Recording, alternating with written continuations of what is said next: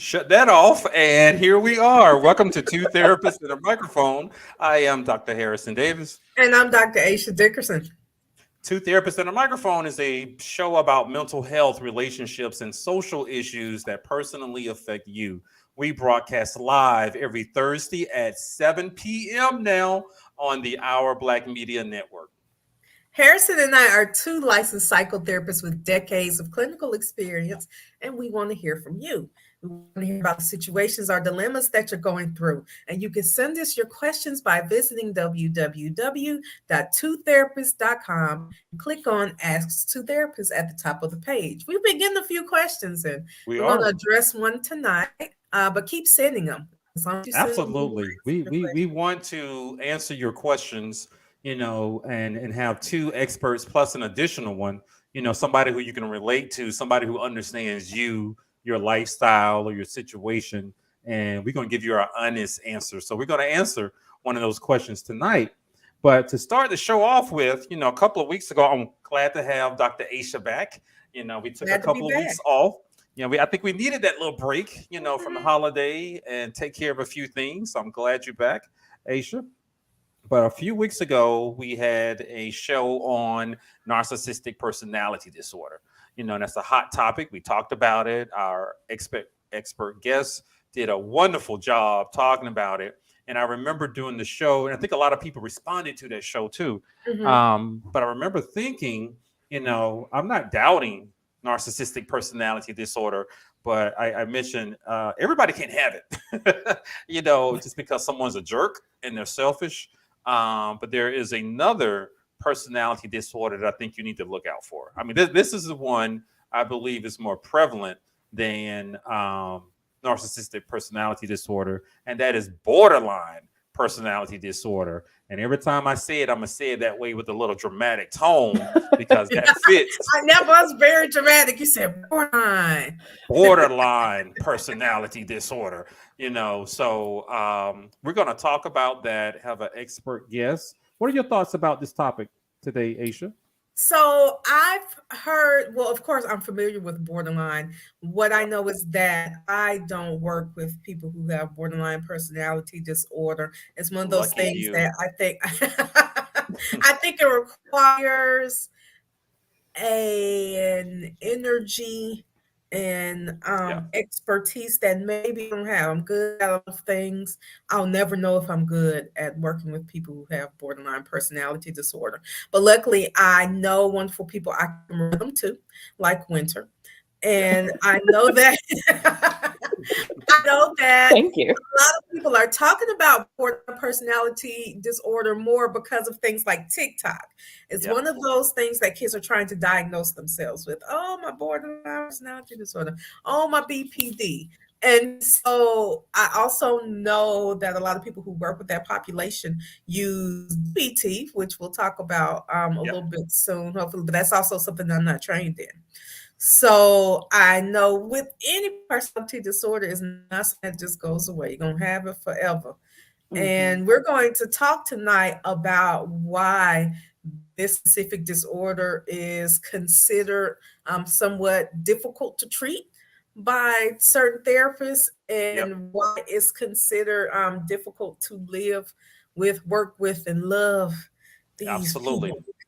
Absolutely. So let me introduce our guest who's an expert with it. You like the borderlines, as I like to call them sometimes. You I like to work do. with them. I So, do. I love working with BPD. so Winter Fardrell is a DBT therapist. That's a dialectical behavioral therapist who specializes in working with the LGBTQ community, BIPOC adults, that's Black, Indigenous people of color, that's a new term I learned, and individuals diagnosed with borderline personality disorder. She began her counseling career as an advocate for equality and reproductive justice. Her passion for social justice led her to the sacred space to support others in mental health at her private practice, Revolution Psychotherapy, and to view mental health as a revolutionary act. I like that. Her approach to Mhm. therapy blends the connection between mental health and social justice issues to support clients in identifying and achieving their life worth living goals in a society that is designed to work against them. Went to receive her BA degree in women's studies from Virginia Commonwealth University and her master's degree in mental health counseling from Argosy University in Atlanta. She is a licensed professional counselor, national board certified counselor, and she is also a self-proclaimed foodie. Hey, join the club. A wine enthusiast and a beach bum. So, Yes. Winter, welcome to the show. Thank you. I'm honored to be here, and I'm, really excited to be here, and I'm really grateful that you guys invited me on here. I'm, I'm looking glad forward you're here to. too, Yeah. talking about this topic. Now, I've diagnosed a few people with Mhm. borderline personality disorder. I have never diagnosed anybody with narcissistic personality disorder. But Yeah, what I can't say that I have either. and like Dr. Aisha, they are challenging. They're challenging as clients, and they're challenging having that person in your life, whether it's a family member, you're in a relationship with them, or just someone you work with. But how did you get involved with working with borderlines? That's what I'm gonna call it right now. Yeah, so gosh, that's almost like a long-winded answer, but when I was doing my internship, um, I started off at like a community mental health agency, and unfortunately, the site dried up. But my friend and colleague Clarissa Cooper, who's with North Atlanta DBT, I'm familiar with them. yeah, I reached out to her and I was like, "Hey, my site dried up. Do you know of anything?" And she was like, "Yeah, come on over to where I work. I'm, doing DBT with clients who have BPD." And I sort of took a chance on the internship there, Yeah. and I'm glad that I did because it really did change my life. And I'll say, starting off, I did not know anything about BPD other than what was taught to me in school. Hmm. And when I learned about BPD, I remember my professor saying, these are hot mess clients. And I was like, oh I my got that gosh, too. it sounded terrifying. And I was like, I don't want any parts of it. No parts of it. I don't want no parts of it. Right. And I think the universe kind of just placed me at my internship site, my new site, to really, learn more about BPD and learn more about clients who have BPD, and to really develop an appreciation for it. So I started off as an intern, as a DBT intern, and kind of continued my career after my internship as a DBT therapist on the clinical team. And it was at Skyland Trail. Skyland Trail is a Hmm. nonprofit residential facility here in Yeah. Atlanta. So that's how I got into it. Like, it kind of stuck with me. All right, so Winter, why don't you Yes. give the people a clear, less clinical definition of borderline personality disorder?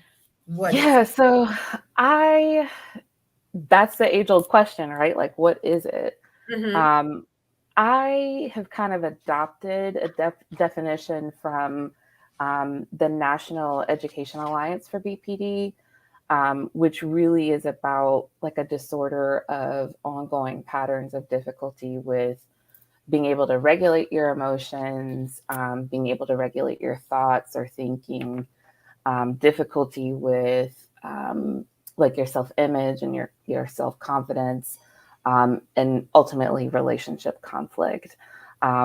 It is a personality disorder, and I think you were talking earlier, Dr. Dickinson, about like, this is something that people are going to have the rest of their lives. It's not like it's going to go away.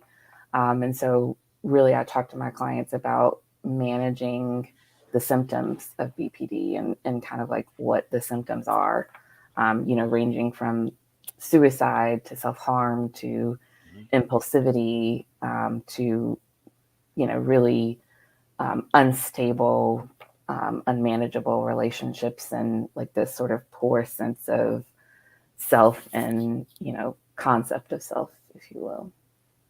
Yeah, I can remember talking to, well, I received the same messages that you received from your professors. I got the same thing from Mhm. mine, painted this weird mythical Yeah. picture of this mythical monster that we should actually stay away from.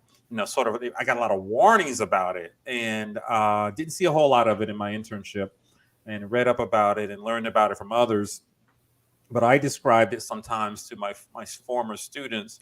It's much more of a relational disorder and how these individuals actually relate to other people. It's like they're never comfortable Yeah. in relationships, and that's where a lot of the symptoms flare up. Let me know if I'm wrong about anything because you're the expert. And they sabotage things a Hmm. lot, and they're highly manipulative. uh, Yeah, so my DBT background will move away from judgment, right? So we try not to say that that's a good that thing. BPD clients are manipulative or that they are, crazy or whatever, because we really try to look at the whole person.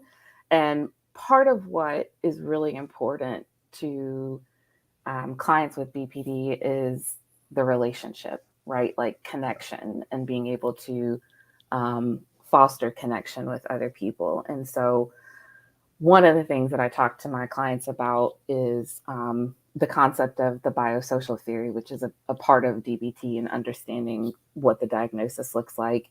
And what the biosocial theory says is like, let's look at the connection between, your emotional experience and your behavior and how that shows up in your environment, or what can be known as like nature versus nurture argument. And ultimately, excuse me, when we think about the biosocial theory, we're thinking about like clients who have BPD really struggle with high emotional sensitivity. I talk with my hands, so let me know if it's too It's much, okay. right? It's okay.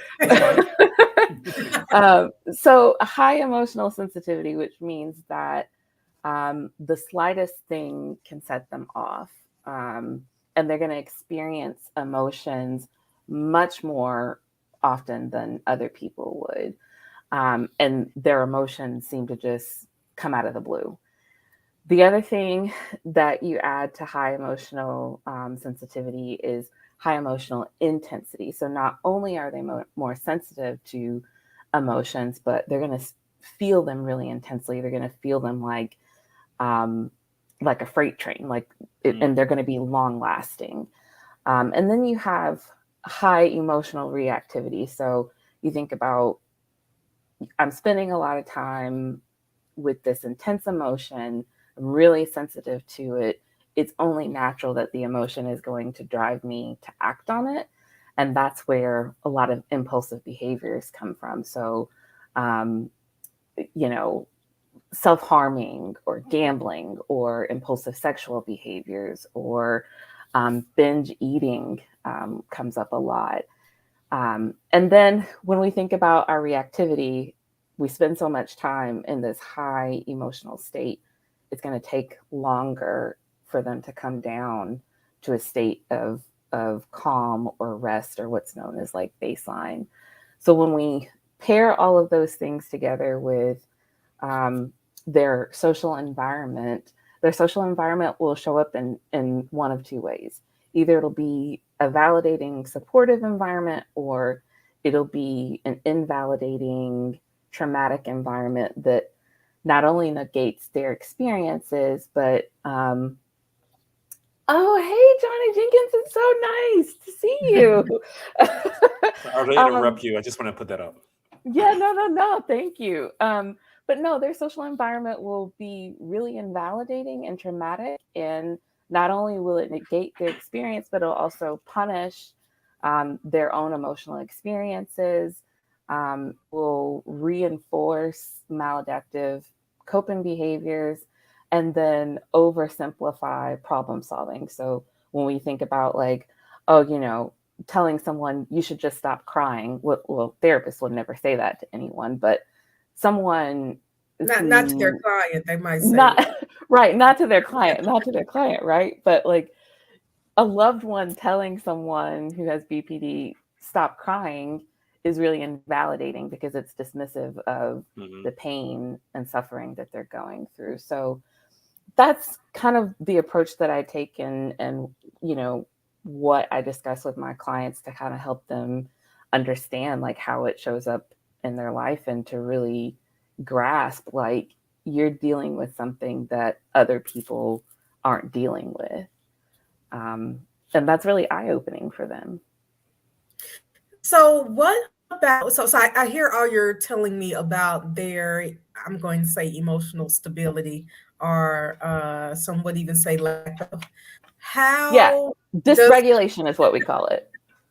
how does someone live in a relationship, in a loving relationship, with someone who has borderline personality disorder? Because my That's a experience has great always question. been that it comes up when there are issues with relationships, and my thoughts are like, how are you getting all these relationships with how are Yeah, you always in these relationships with this issue with emotional regulation?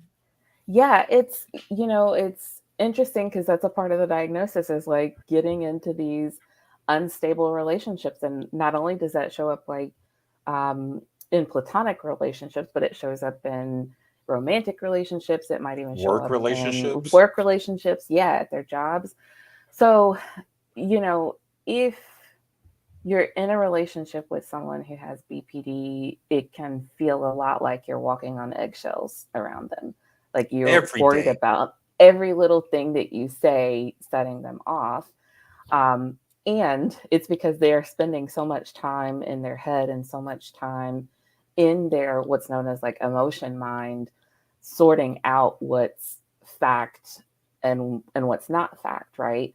If they're spending a lot of time in emotion mind, which again is that high emotional sensitivity, then they are unable to actually be able to see what's fact-based information. So they start interpreting their emotions as absolutes, right?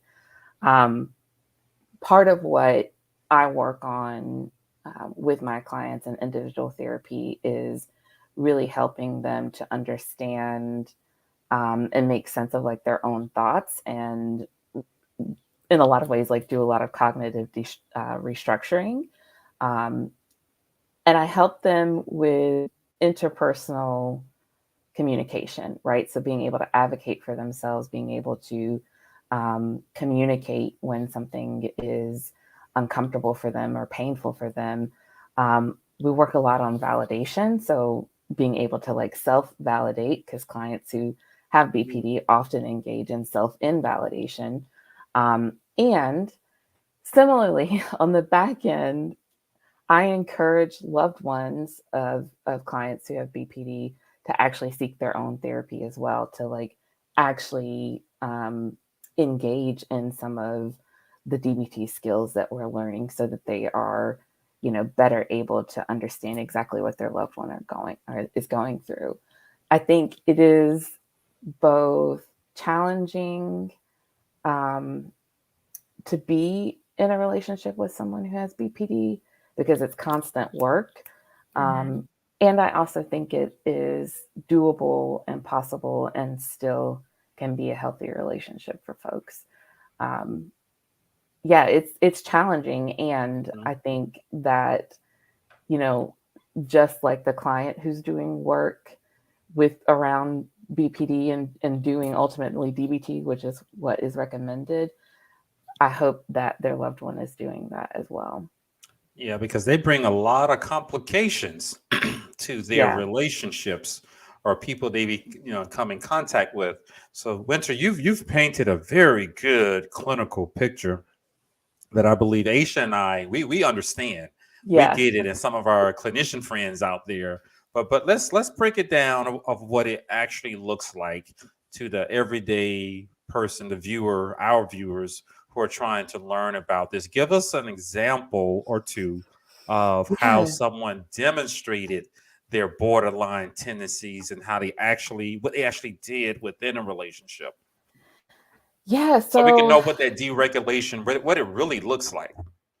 Yeah, so I mean, it's it's hard for me to say that because each client is so unique in Hmm. what they struggle with. But um, I have, seen clients jump from one relationship to the next, um, like that.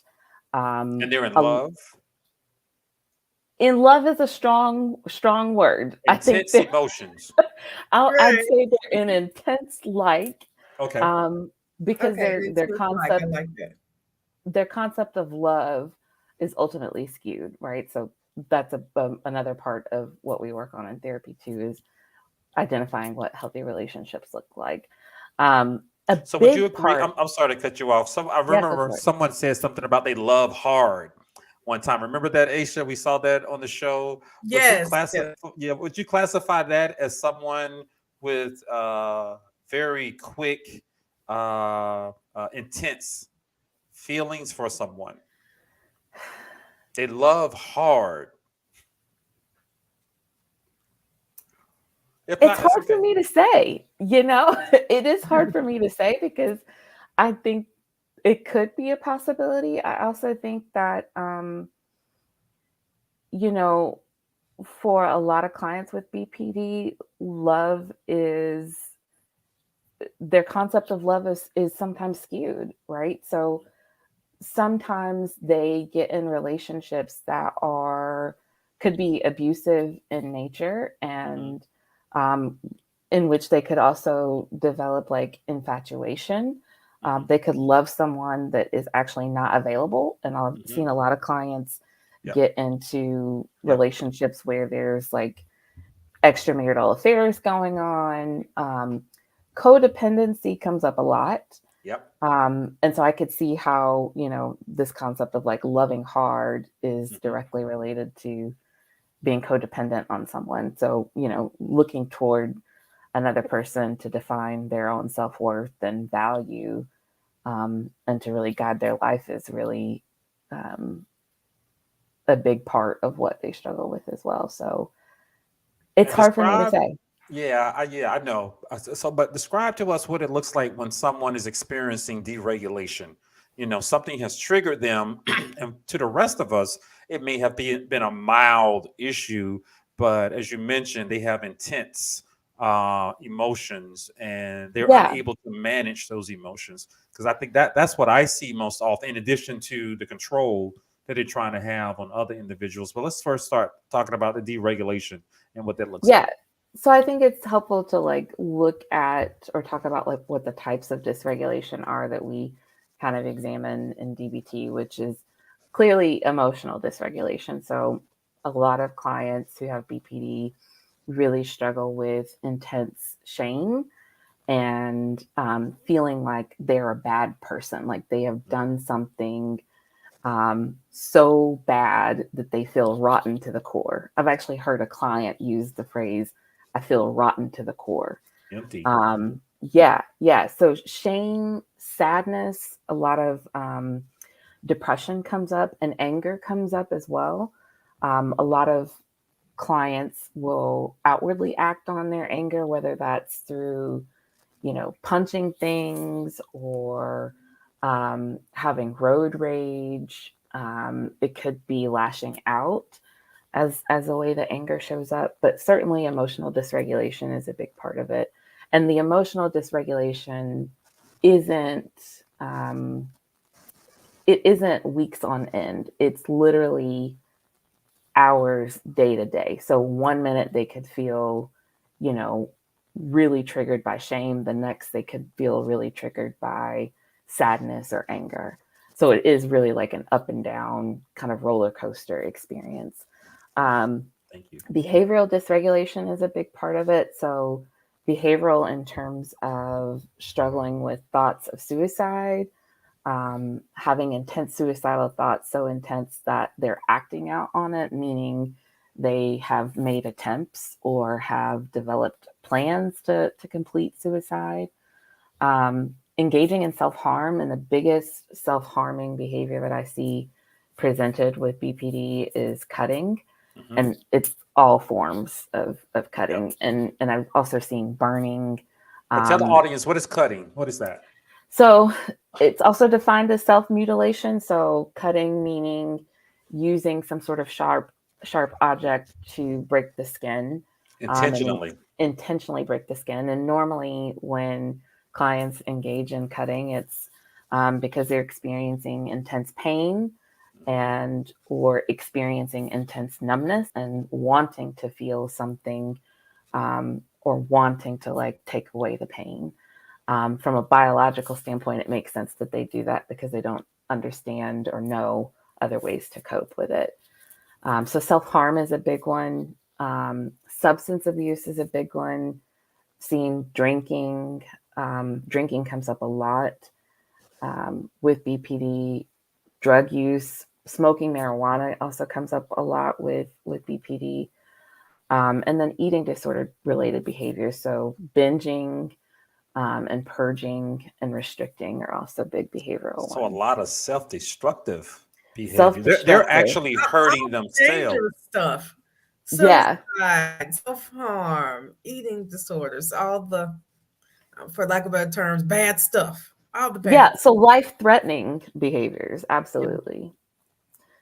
And then, of course, we've talked about like interpersonal dysregulation, which is, again, like looking at the relationships and sort of like the pattern of unstable, unhealthy relationships. And then in some instances, clients experience, well, I'll say in most instances, clients experience what's known as like a fear of abandonment. So Yeah. they're, again, wanting connection with other people, wanting to really belong, and then get really fearful and really preoccupied when they're in a relationship, even if it's a platonic relationship, that someone is going to leave them.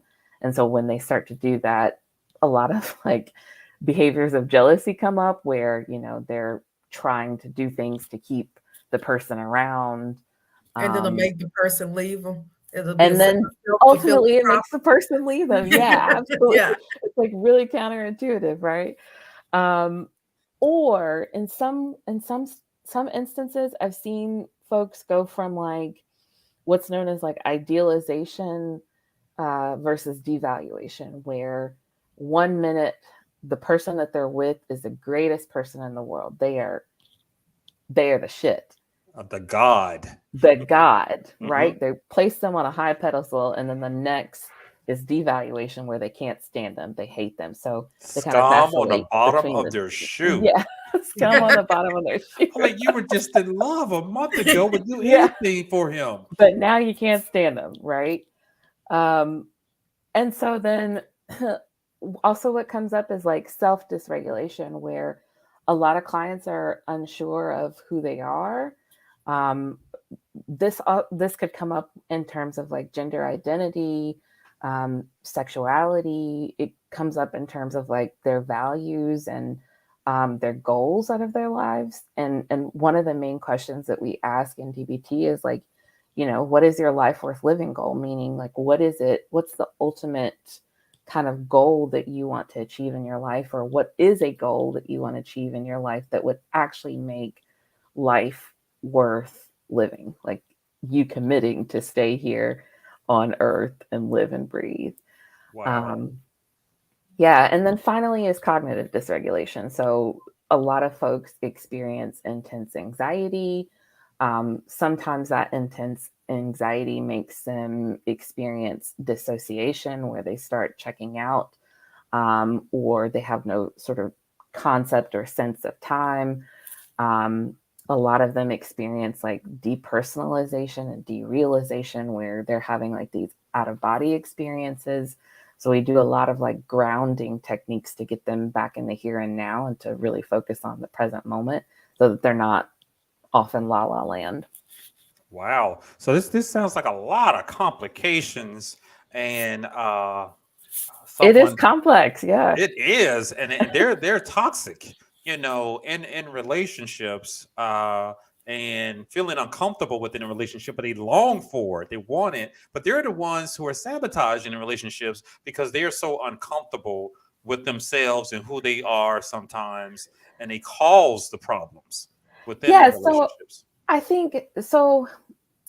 Toxic is a strong word, I It think. is. I tend to err I on the meant it. side of less It's judgmental. probably the word the layperson would use. Yes. They might Yeah. say, my ex The is layperson would use the word toxic, right? And certainly I think we can get into relationships that are ultimately unhealthy Yeah. and ineffective and really harmful. And I think the thing that, I want people to understand about people with BPD is that they're not intentionally showing up in a toxic way, Yeah. right? They're not intentionally trying to harm. It's that they really don't know how else to be. They really struggle with how to regulate themselves. And so it takes a lot of coaching and a lot of coaxing, if you will, to really show up in a healthy, supportive way, in a healthy, supportive Yeah. relationship. Another example that I used to give my students, you let me know if this is right or not, when talking about borderline personality disorder, in a counseling theories class or a diagnosis class, the DSM class is what we used to call it. Just think about, imagine maybe when you were younger, somebody did something that really hurt your feelings. I mean, Mhm. it was deep. It cut you bad. That means it was someone you cared a lot about. You cared about their thoughts about you. For some of us, we got to think back a long time ago where we allowed someone to do that, but we recovered because we tend to be healthy. And I used to tell my students, think about you experiencing that intense level of pain almost on a daily basis Yeah. because someone didn't respond the way you wanted them to, or they didn't respond to that text, or they didn't call you back in a timely manner, or you're beginning to wonder about someone's love for you and whether or not they're being genuine, and all of those intense emotions that I believe we've all felt at some Mhm. point in Yeah, I was about to time. say, I've known plenty of people who don't have borderline personality disorder who make some rash decisions because you took too long to respond to a text. Absolutely. But those emotions, that emotional regulation that you were talking about, many of us, we can rationalize it. Mhm. Maybe they were busy, or, I got something else to do. We rationalize it. Or, oh, they don't want to, be in a relationship with me, or they don't want to hire me or something like that. We can get over it. But that borderline person, the triggers can be much smaller Yeah. to tell them that they're insignificant, and, Yeah. and that is a deep cut within them, and I can imagine it is exhausting going through that on a Right. daily basis. But would that be an Yeah. accurate picture that I just talked about? Yeah, absolutely. And I've heard people also say, and maybe this is kind of more clinical, but I've heard people say it's a lot like having a nerve exposed, right? Like a nerve on That's a your good body analogy. exposed to the air. It people with BPD are that sensitive. Like Yeah. it's that harmful and that painful and that intense. Like So, somebody just spit on them, yeah. and they went into a rage because they didn't like the way the person responded. Yeah. And normally it's because, their thoughts and beliefs are so skewed or so extreme or so black and white or all or nothing that Yeah. they're unable to see things differently. So it makes me wonder if they can actually be happy if they are that sensitive to things. Yeah. I mean, I feel like I have some happy clients right now. I mean, if Good. if I if Okay, I don't good. have happy clients, then I'm not doing my job. But yeah, I definitely think that people with BPD can definitely have a happy, fulfilling life. And ultimately, that's what the therapy is there for, is to help guide them toward, what a fulfilling life looks like, even when there's painful events in it. Wonderful. Well, I do want to say that it sounds like you have a great deal of empathy that go beyond even the average Maybe therapist. too much, right? Like it's not toxic, You're it's so nice. typical. They can't help, and I'm like, oh, that's real sweet. As a, I know that I don't work with people who have borderline personality disorder, and I know that in my personal life, that is a type of relationship that I will avoid at all costs. Yeah. And if your feelings can be hurt, and you cut up one time, you're gonna Go into feel a like you're bleeding rage. out. And Yeah. I 2 minutes later. You go straight for the jugular, Yeah. right?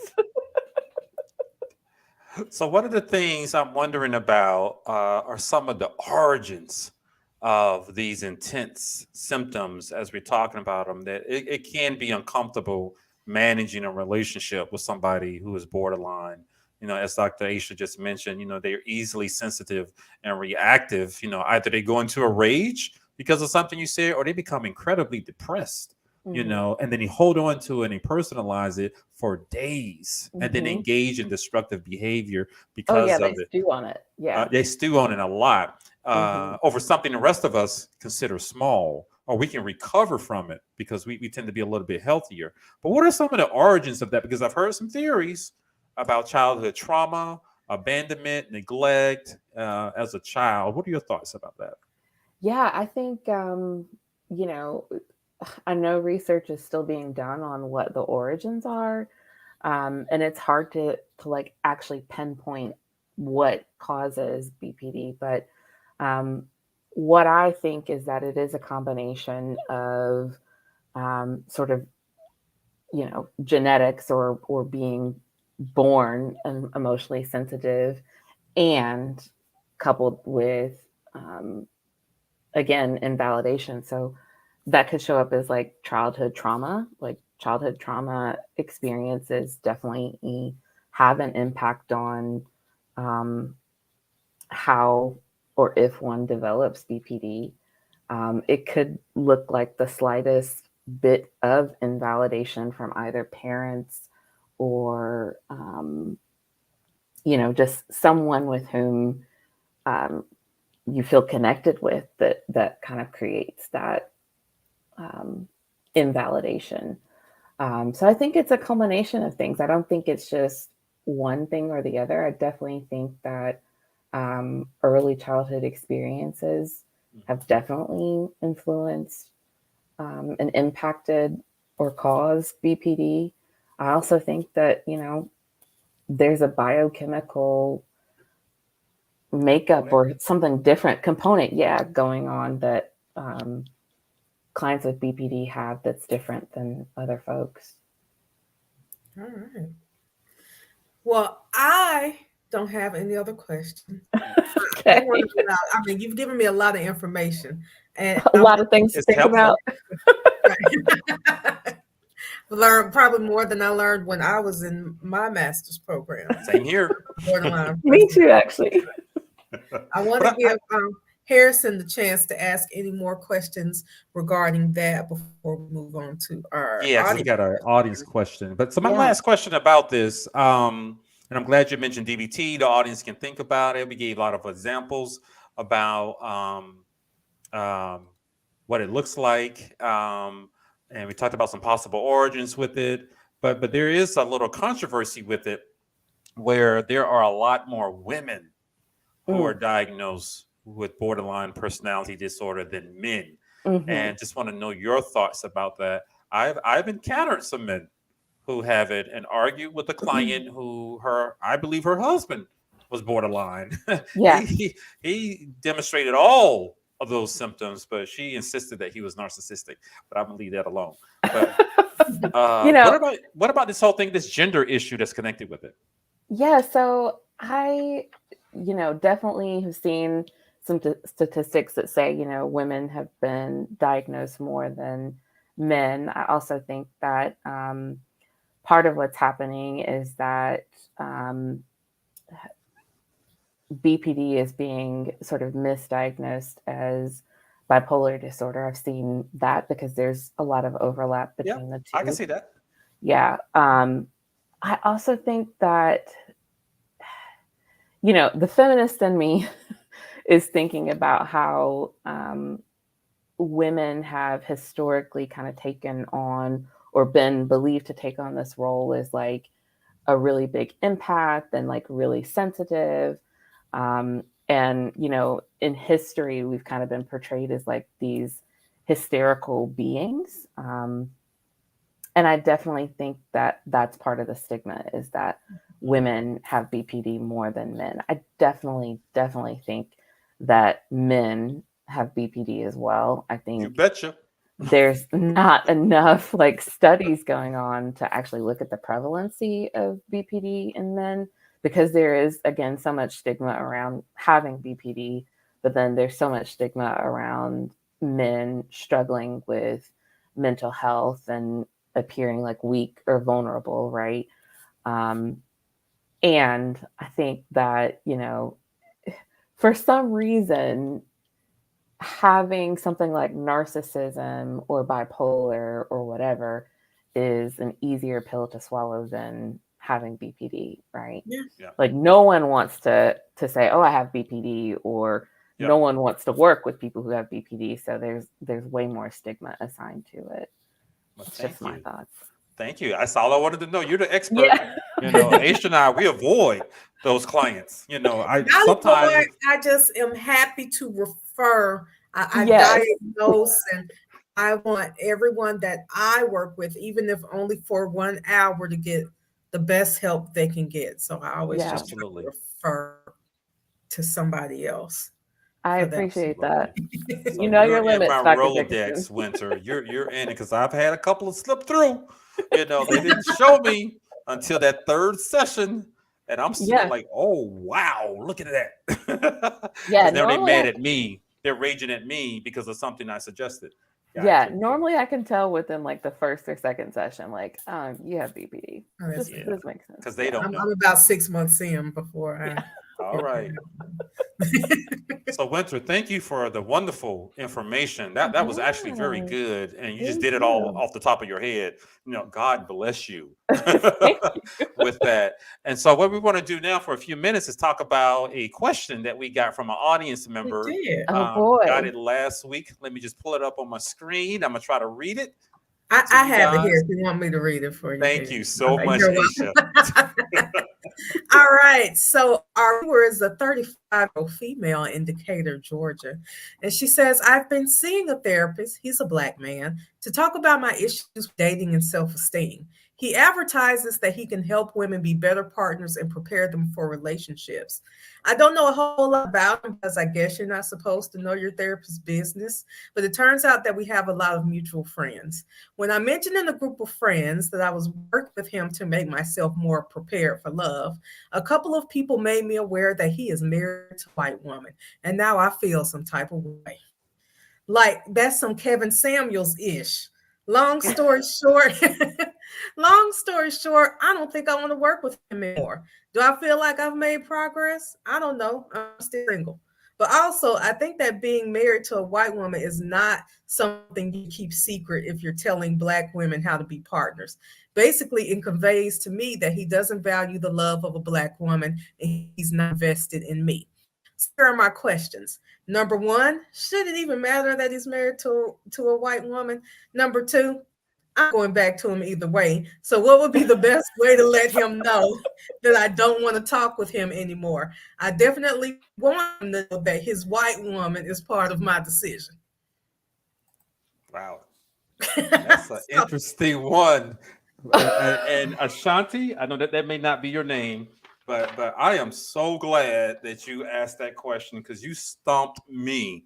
I have to let you know that. But I want to give our guest, Winter, Oh boy. an opportunity to think about the question we got from a real audience member who is going through this little dilemma. We do want to help her out.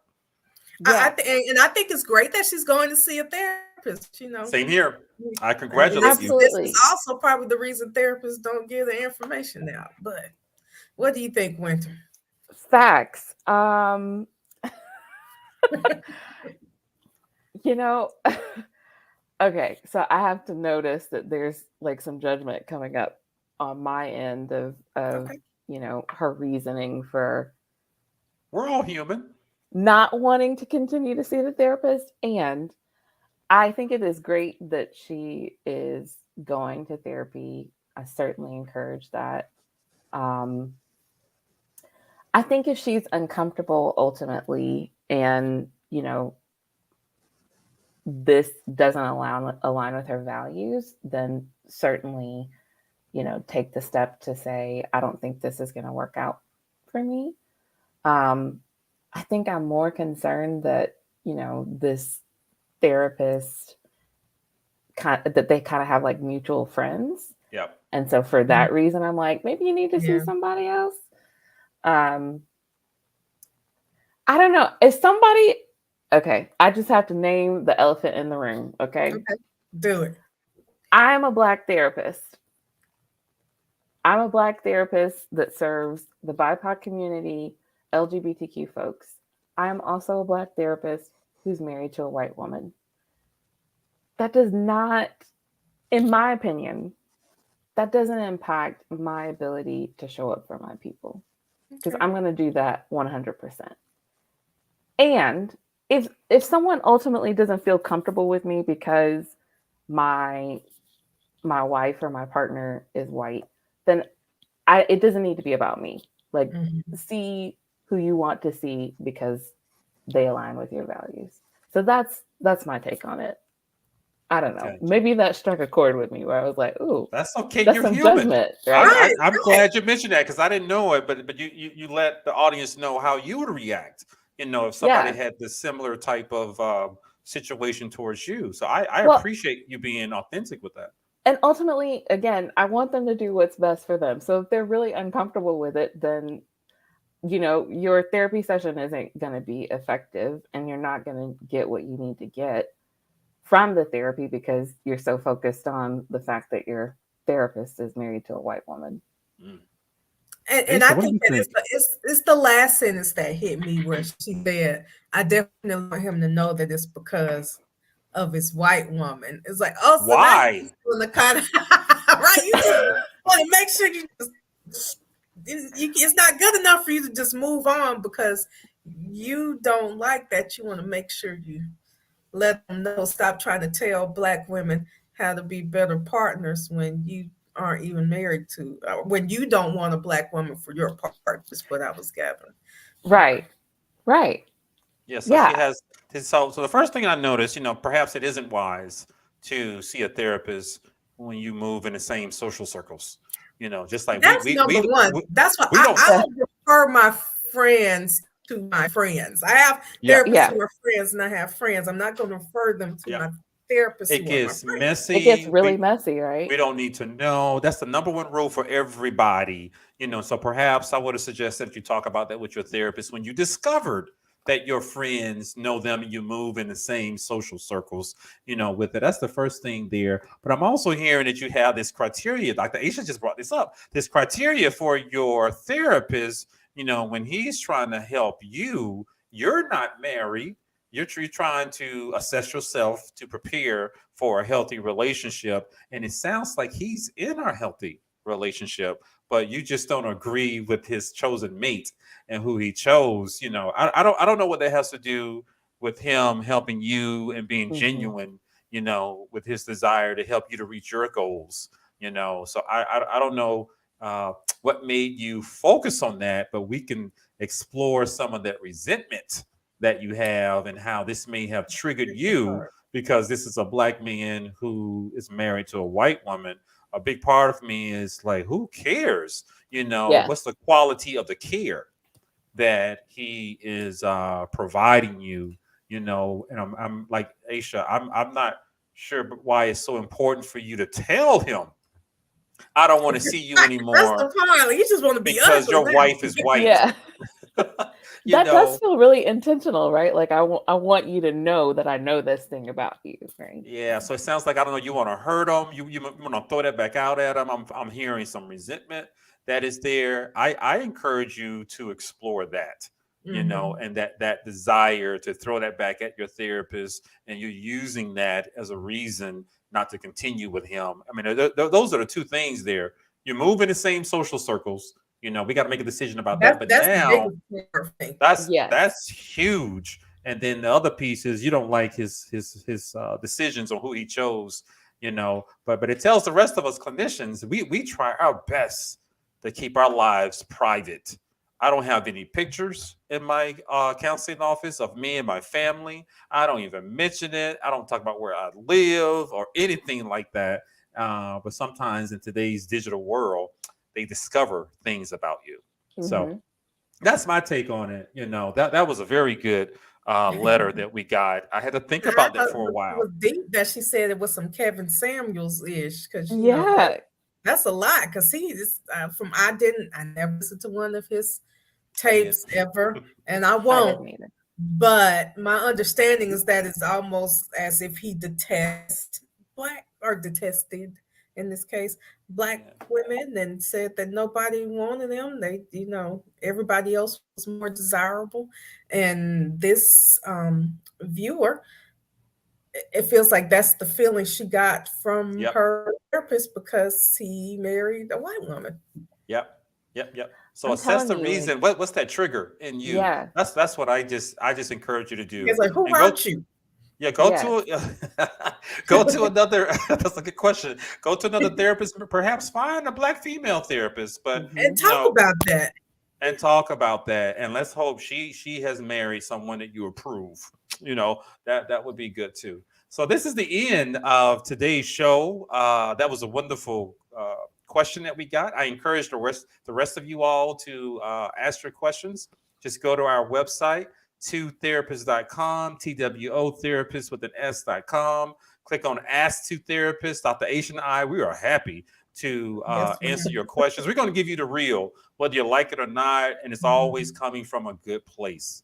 And so Winter provided us with a lot of good information from a very good and knowledgeable place. So Winter, why don't you tell the audience how can they contact you if they want to continue some type of conversation with you? Yeah, well, hopefully I didn't throw people off by saying that my wife is white, because, sometimes maybe people are judgmental. That is not your issue. It is not my issue, right? But if you want to reach me, please visit my website. It's www.revolution-psychotherapy.com.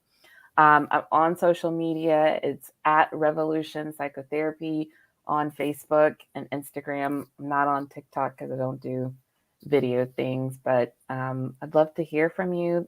If you need support, certainly reach out. All right. Any final thoughts, Aisha, and take us out? I appreciate Winter telling us so much about borderline personality disorder. I don't feel like I'll need to avoid them in my professional life, but I have to be real. I'm going to still avoid them in my personal life. That does not sound like the type of relationship/friendships, anything. Co-workers too. Yeah. Nothing I want in my circle.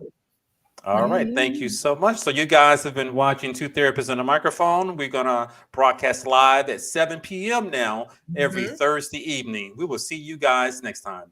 Thank you guys so much.